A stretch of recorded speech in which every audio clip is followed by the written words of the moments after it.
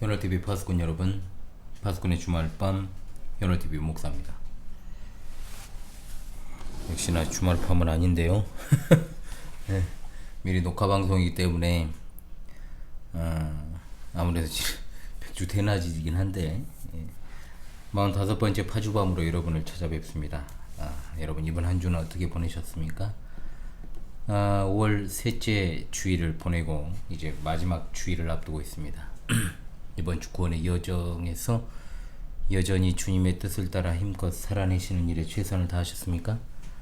우리에게 주어진 토요일은 지난 한 주를 돌아보고 하나님 앞에서의 삶의 자세를 다시금 생각하고 확립하는 날임을 생각하면서요.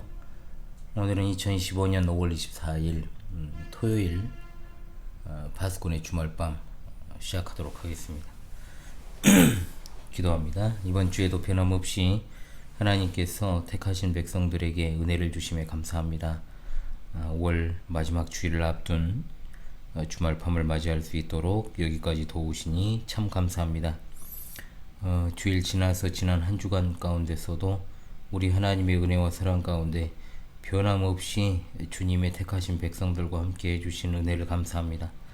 변함없이 우리 앞에 펼쳐질 여러가지 치열한 진리 전쟁의 한복판에서 끝까지 싸워 승리하는 비결이 오직 하나님의 말씀을 붙드는 것임을 믿고 또한 살아갈 수 있게 도와주옵소서. 오늘도 파수꾼의 주말 밤을 통하여서 하나님께서 계시하신 진리 말씀을 또한 그 뜻을 깨닫는 은혜의 시간을 갖고자 합니다. 주님이 주시는 단잠을 자고 또한 달콤한 꿈을 꾸며 주님이 허락하신 은혜의 주일 맞이하고자 합니다. 성령께서 변함없이 이 시간도 함께 해주시고 시작과 끝을 주관하심으로 이 험악한 시대 변치 않는 믿음으로 흔들리지 않게 하시고 굳건하게 서서 주님께서 교회의 기초로 세우신 사도들의 말로나 편지로 가르침받은 전통을 지켜나가는 진리의 파수꾼 증인들로 세워주옵소서. 혼란한 세계 정세 그리고 여러가지 혼탁한 이 상황 속에서도 끝까지 하나님의 백성들이 균형 잡히고 올바른 관점으로 세상과 그 삶을 꾸려나갈 수 있도록 인도하여 주실 줄을 믿습니다. 성삼일체 하나님 모든 영광을 홀로 받으시옵소서. 우리 주 예수 그리스도의 이름으로 기도합니다. 아멘. 이번 주부터는 여러분 3주 만에 돌아왔는데요. 뭐 그렇다고 해도 이제 주말밤 지난주 한번 빠졌고 그 전에도 뭐 주말엔 방송을 했죠. 매 주말 이번 주부터는 소선지서를 연속해서 좀 다룰까 합니다. 사실 조금은 외면받는 성경 중에 하나가 선지서 중에서도 이제 소선지서가 아닌가 합니다. 그 가운데서 이제 미가부터 뒤로 쭉 좀 가보도록 하죠. 제가 전에 다룬 소선지서는 호세아와 요나를 제가 이미 다룬 바가 있습니다. 매일 경건의 시간이라는 제목으로 제가 이 부분을 다뤘어요. 그래서 당분간은 주말에 소선지서를 공부하도록 하겠습니다. 일단 오늘은 첫 시간인데 강설보다는 본문 해설보다는 배경과 신학적인 주제들을 좀 공부하는 시간을 갖고자 합니다. 오늘은 1장 1절로 7절까지만 읽고 주어진 시간 진행하도록 하겠습니다. 미가서 1장 1절로 7절입니다. 유다의 왕들 요담과 아하스와 히스기야 시대에 모레셋 사람 미가에게 임한 여호와의 말씀 곧 사마리아와 예루살렘에 관한 묵시라. 백성들아 너희는 다 들을지어다. 땅과 거기에 있는 모든 것들아 자세히 들을지어다. 주 여호와께서 너희에게 대하여 증언하시되 곧 주께서 성전에서 그리하실 것이니라. 여호와께서 그의 처소에서 나오시고 강림하사 땅의 높은 곳을 밟으실 것이라. 그 아래에서 산들이 높고 골짜기들이 갈라지기를 불 앞에 밀초 같고 비탈로 쏟아지는 물 같을 것이니 이는 다 야곱의 허물로 말미암음이요 이스라엘 족속의 죄로 말미암음이라. 야곱의 허물이 무엇이냐? 사마리아가 아니냐? 유다의 산당이 무엇이냐? 예루살렘이 아니냐? 이러므로 내가 사마리아를 들에 무더기 같게 하고 포도심을 동상 같게 하며 또 그 돌들을 골짜기에 쏟아내리고 그 기초를 드러내며 그 새긴 우상들은 다 부서지고 그 음행의 값은 다 불살라지며 내가 그 목상들을 다 깨뜨리리니 그가 기생의 값으로 모았은즉 그것이 기생의 값으로 돌아가리라. 아멘. 목 상태가 또 좋지 않은데 자, 먼저는 미가의 역사적 배경을 좀 살피도록 하죠. 미가서 1장 1절에 따르면 선지자 미가는 유다왕 요담 그리고 아하스, 히스기야 시대에 활동을 했습니다. 이 시기 남유다 왕들은 비교적 안정된 권력을 좀 가지고 있었죠. 그러나 북왕국은 굉장히 불안정했습니다. 이제 멸망 직전의 상황이었기 때문에 특히 이제 여로보암 2세 이래로 반란이 끊어지지 않았고 왕들이 이제 피살되고 교체하는 일들이 소위 이제 역성혁명이 굉장히 많이 일어났죠. 유다 왕국이 우시야, 요담, 아하스, 히스기야 왕까지 4대가 그대로 쭉 이어지는 기간 동안에 북왕국은 이제 아시리아에게 멸망하는 주전 722년까지 무려 6명의 왕이 교체가 됩니다. 정상적으로 교체가 되지 않고요. 미가가 활동하던 시기에 세계사적으로도 유명한 아시리아가 제국을 형성하고 또 본격적으로 이스라엘과 유다를 압박하고 공격하던 시절이었습니다. 특히 북왕국은 이제 외세의 침략 그리고 그에 따른 이제 혼란, 내부적으로도 반란이 일어나고 부패가 거듭되고 또 미가는 특별히 이스라엘과 유다 지도자들의 죄를 맹렬하게 비판하죠. 북왕국 이스라엘은 끝없는 반란으로 왕들이 피살되는데 여로보암 2세의 아들이 바로 스가랴인데 스가랴가 이제 6개월간 통치를 한 후에 살룸의 반역으로 죽고 살룸은 왕이 된 지 한 달 만에 다시 문하엠에게 이제 피살이 됩니다. 문하엠은 악한 왕이었죠. 그는 여로보암의 길을 따라갔다라고 명시되어 있습니다. 문하햄이 죽고 그의 아들 브가히야가 이스라엘 왕으로 2년을 다스리지만은 역시 베가에 의해서 피살되었습니다. 베가는 역시 호세아의 반란으로 또 제거되죠. 호세아는 이스라엘의 마지막 왕이고 앞선 왕들보다는 조금 나았지만 역시나 악한 왕이었던 건 분명합니다. 호세아 집권 9년차 아시리아의 살마네셀이 사마리아를 점령하고 이스라엘 백성들을 이제 아시리아로 끌고 가서 여러 지역에 이제 찢어가지고 정착을 시키게 됩니다. 스가랴에서 호세아 왕까지 왕들을 평가하면서 그들이 여로보암 1세의 죄악에서 떠나지 않았다. 열왕기하에 기록되어 있습니다. 여로보암 1세의 죄악이 무엇입니까? 단과 베델에 세운 우상을 섬기고 온갖 다양한 우상을 섬기는 배도의 길로 갔다는 것. 하나님과 세운 언약은 안중에도 없고 율법과 계명을 외면하고 가나안 원주민들의 악한 풍속을 따라 살아갔습니다. 이들의 죄악에 대해서 선지자 아모스 그리고 호세아가 맹렬하게 비판하면서 하나님의 임박한 심판을 예언했지요. 북왕국 이스라엘이 자신들의 죄악 가운데 뒹굴며 살아갈 때 남유다 왕국은 비교적 안정적으로 가게 됩니다. 우시야, 요담, 아하스, 히스기야 왕으로 이어지는 가운데 이 중에 아하스가 앞대 왕과는 달리 북이스라엘의 처럼 이제 바알을 섬기고 또 흰놈의 아들 골짜기에서 분향을 하고 자녀들을 몰렉신에게 바치는 그야말로 극악한 악행을 서슴지 않고 자행했습니다. 아하스는 아람왕 르신과 이스라엘 왕 베가의 연합 공격을 받았을 때 선지자 이사야가 하나님을 믿고 신뢰하라고 촉구하면서 하나님께서 그들과 함께하고 있는 근거로 무엇이든지 징조를 구하라 했을 때도 그걸 거절하죠. 그는 하나님이 아니라 아시리아 왕 디글랏빌레셋 3세를 의존하려 했습니다. 이런 어리석은 아하스 왕에게 이사야 선지자는 임마누엘에 관한 예언을 했지만 이미 아하스는 더 이상 이제 여호와 하나님을 신앙하지 않았습니다. 오히려 이제는 그를 공격하고 위기로 몰아넣은 아람 사람들의 우상에게 도움을 얻겠다며 이 신들을 섬기고 또 성전 기둥을 파괴하는 일을 자행했죠. 이 아하스를 제외하고 미가 시대 왕들은 그나마 긍정적인 평가를 받았지만 유다 백성들에 대한 평가는 오히려 부정적이었다는 것. 역대하 27장 2절을 통해서 요담은 긍정적인 평가를 받았지만 유다 사람들에 대해서는 백성은 여전히 부패하였더라 일침을 놓고 열왕기하 15장 35절을 통하여 유다 백성들이 산 땅에서 제사 드리고 분향했다라고 지적합니다. 이렇게 간단하게 언급된 유다 백성들의 죄악을 미가 선지자가 구체적으로 지적하면서 하나님의 심판을 예언했던 것이죠. 미가 선지자 시대의 패권 국가는 아시리아였습니다. 세계사 시간에 등장하는 오리엔트 세계를 최초로 통일한 제국이 바로 아시리아 제국이었고, 아시리아를 다시금 이렇게 강력한 제국으로 그 반열에 올린 것이 바로 디글랏빌레셋 3세였습니다.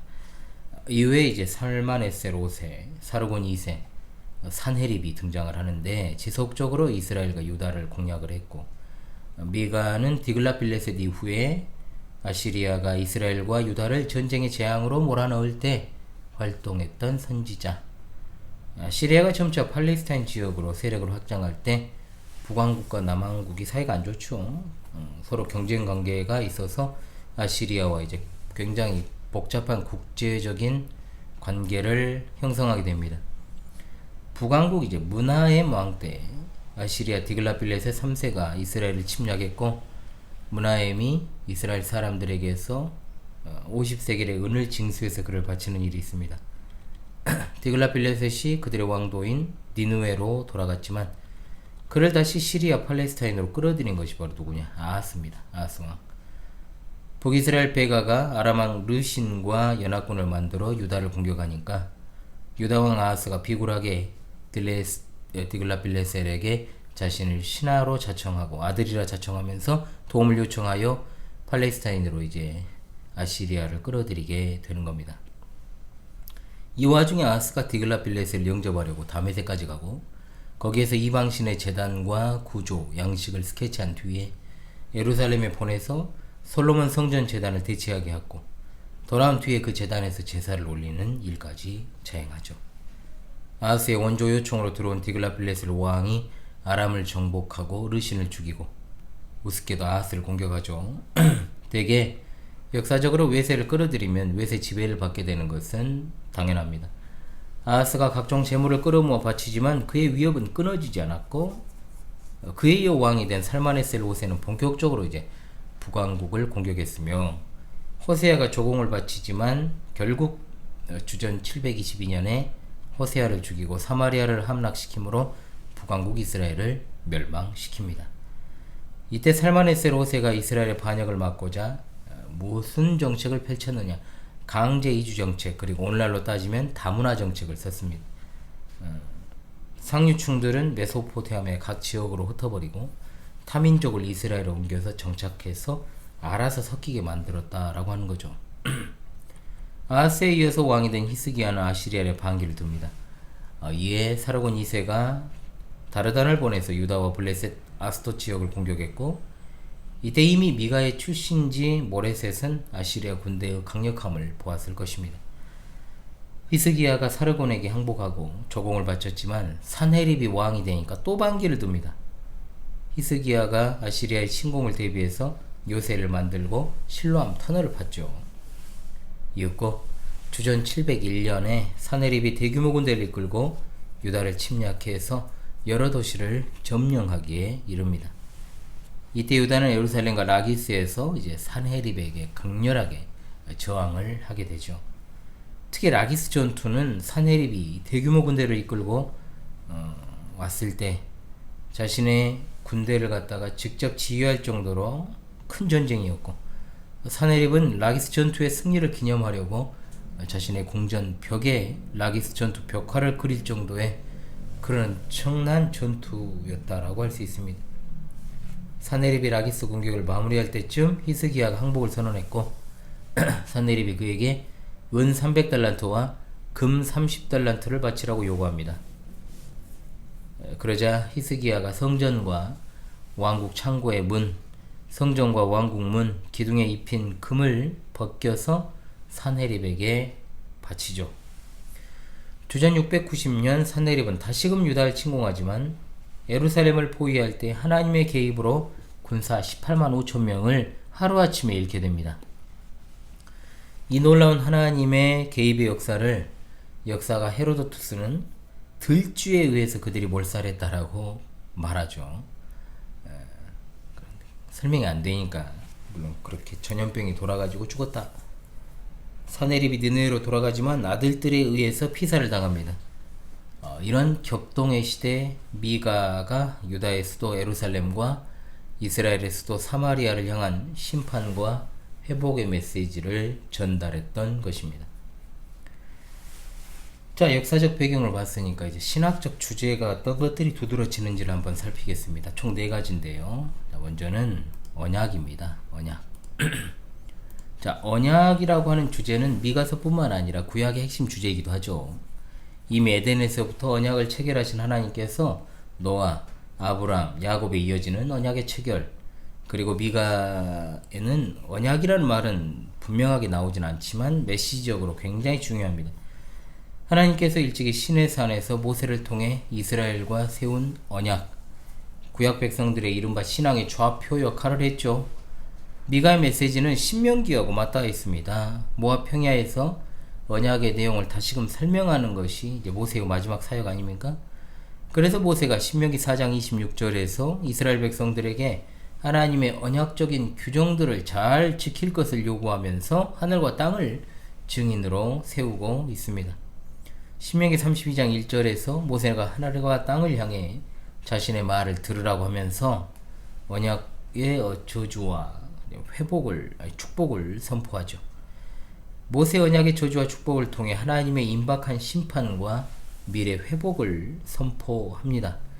6장 13절로 15절에 가나안을 황폐하게 하고 먹고 마셔도 배부르지 못하게 할 것이다 라는 이런 표현들은 레위기 26장과 신명기 28장에 있는 언약의 저주에 관한 메시지를 활용한 것입니다. 실제로 미가 6장 4절에서 모세와 아론과 미리암이 등장하는 것을 우리가 보게 되지요. 그 다음 두 번째 주제는 참된 선지자와 거짓 선지자입니다. 자, 미가 메시지에서 중요한 주제 가운데 하나가 바로 이것인데요. 거짓 선지자에 대한 것을 가장 잘 알려주는 것이 신명기입니다. 신명기 13장 1절로 5절에서 거짓 선지자의 특징을 알 수 있습니다. 하나는 뭐냐? 하나님의 백성을 잘못된 길로 인도하는 것입니다. 거짓 선지자가 이적과 기사를 보여주면서 하나님이 아닌 다른 신들을 섬기자고 유혹하는 거죠. 그들은 모세는 이스라엘 백성들에게 그들의 말을 청종하지 말고 오히려 죽이라고 경고합니다. 또한 우상을 섬기는 것이 아니더라도 하나님이 말씀하지 않은 것을 하나님의 이름으로 말하는 자, 이게 바로 거짓 선지자죠. 하나님이 모세와 같은 선지자를 세울 것이다 라고 말씀하시면서 동시에 거짓 선지자에 대한 경고도 하셨지 않습니까? 하나님의 이름과 다른 신들의 이름으로 하나님이 명하지 않은 것을 말하는 자, 거짓 선지자입니다. 아울러 여호와 하나님의 이름으로 말한 것이 입증되지도 않고 성취되지도 않았을 때도 역시 거짓 선지자입니다. 거짓 선지자의 전성시대가 언제냐? 바로 에레미야가 활동하던 시대입니다. 에레미야 23장 9절로 32절에서 에레미야는 예루살렘의 거짓 선지자들을 향해 강렬하게 비판하죠. 미가 역시 거짓 선지자들을 향해 맹렬하게 비판합니다. 자, 그리고 세 번째 주제가 있습니다. 남은 자입니다. 많이 들어보셨죠? 남은 자. 하나님의 구원 사역과 관련해서 가장 돋보이는 주제가 있다면 바로 뭐냐? 남은 자입니다. 가장 자주 언급되는 것이 이사야와 에레미야에 많이 나오는데요. 이사야 10장 20절로 22절에 이사야가 이스라엘의 남은 자만 하나님을 진실히 의뢰하고 하나님께 돌아올 것이다 라고 말합니다. 아모스 5장 15절에서 아모스는 하나님의 심판을 예언하면서 오직 요셉의 남은 자만 하나님이 긍휼히 여기신다 라고 말합니다. 미가도 마찬가지로 하나님이 이스라엘을 여인의 해산과 같은 고난을 겪게 하지만 이스라엘의 남은 자를 구원하고 그들을 다시 모을 것이다 라고 말합니다. 하나님이 남은 자를 구원하는 이유는 남은 자의 공로 때문이 아니라 전적으로 하나님의 은혜의 결과입니다. 하나님은 남은 자들을 사용하기에 앞서 그들의 죄악을 제거할 것이라고 말씀하며 7장 18절에 의하면 하나님께서 아브라함과 야곱에게 언약한 대로 이스라엘의 남은 자를 불쌍히 여겨 그들의 죄악을 사하고 모든 죄를 깊은 바다에 던져 버립니다. 자, 그리고 네 번째 신학적 주제가 바로 메시아입니다. 아울러 미가 핵심 주제 메시아 신앙. 창세기 3장 15절부터 시작된 메시아 신앙은 노아와 아브라함을 통해서 구약 성경의 핵심적인 신학 주제를 형성하죠. 미가 2장 11절로 13절 그리고 5장 2절에 이 부분이 잘 드러나고 있습니다. 이 부분에서 이스라엘의 남은 자들을 회복할 때 그들을 불러 모을 부수는 자가 올 것이라고 말합니다. 이 부수는 자는 양의 문을 힘차게 열어 제치는 자일 수도 있고 아니면 이스라엘과 유다를 둘러싸고 있는 아시리아 대군을 쳐부수는 자일 수도 있겠죠. 그 역할이 무엇이든지 간에 지금 이 부수는 자를 후반부에서 남은 자들의 왕이라고 하고 또한 그를 여호와라고 부르고 있습니다. 부수는 자는 메시아 왕입니다. 5장 2절에서는 메시아 왕에 대한 예언이 더 구체적으로 나오지 않습니까? 이 부분은 마태복음 21장 2장 6절을 통해서 메시아의 탄생과 관련된 예언이라는 것이 분명해집니다. 미가는 메시아의 근본을 상고와 영혼이라고 말하면서 자, 어떻습니까? 이 말은 메시아 창조주 하나님으로부터 나온다라는 것을 뜻하고 있죠. 자, 그러므로 5장 2절의 메시아는 고난받는 이스라엘의 남은 자들을 구원하는 역할을 합니다. 미가 시대의 아시리아가 유다 전역을 위협했고 유다의 지도자들은 백성들을 착취하고 압제했습니다. 그런 상황에서 메시아께서 남은 자들을 다스릴 통치자로 참된 평화를 제공하죠. 이 메시아의 시기에 이방인들도 큰 역할을 하게 되는데 이방인들 중에 남은 자들은 예루살렘에 올라와서 여호와의 도를 배우며 메시아 시대의 평화를 실천하기 위해 무기를 쳐서 농기구를 만듭니다. 즉 모든 위협이 사라진 가운데 이방인들과 유대인들 모두가 포도나무와 무화과나무 아래에서 마음껏 평화를 누리게 되는 거죠. 예, 역시나 이맘때가 되면 굉장히 피곤합니다. 오늘은 미가서를 본격적으로 상고하기 앞서서요, 역사적 배경과 신학적 주제에 대해서 살펴보는 시간을 가졌습니다. 다음 주부터는 본격적으로 미가 1장 1절 본문의 내용을 상고하고 그로부터 주시는 교훈을 하나씩 적용하면서 나아가도록 하겠습니다. 미가가 사역할 당시 그 격동의 시기는 오늘날 영적 위기를 당하는 교회와 세계 정세를 그대로 보여주는 게 아닌가.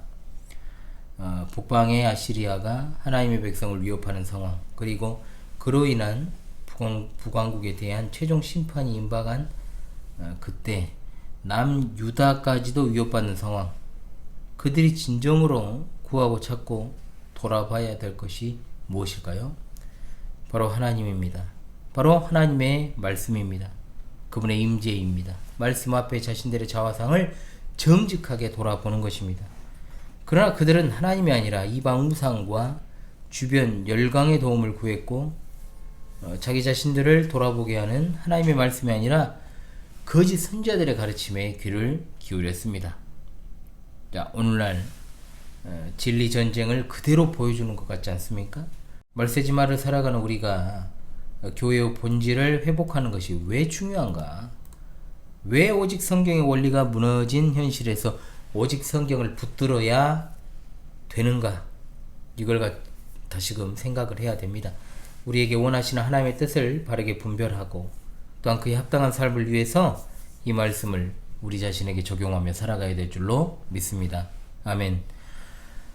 예, 여러분 한 주간의 구원의 여정에 변함없이 이번 주도 함께 해주셔서 감사합니다. 새로운 소식들은 파수꾼의 15시에서 전해드리고 또 이번 주에는 여러 가지로 방송을 쉬어가는 측면들이 많았습니다. 그래도 뭐 5개 정도 올렸으니까요. 내일부터는 주일 예배를 실시간으로 이제 그 해당 시간에 내보내고 시간이 지나면 이제 공개는 하지 않습니다만 어찌됐든 피치 못할 사정으로 실시간 예배가 필요한 성도들에게 다소 도움이 되기를 바랍니다. 5월 셋째 주를 마무리합니다. 은혜와 진리가 풍성한 주의를 누리시는 여러분 되시기 바랍니다. 감사합니다.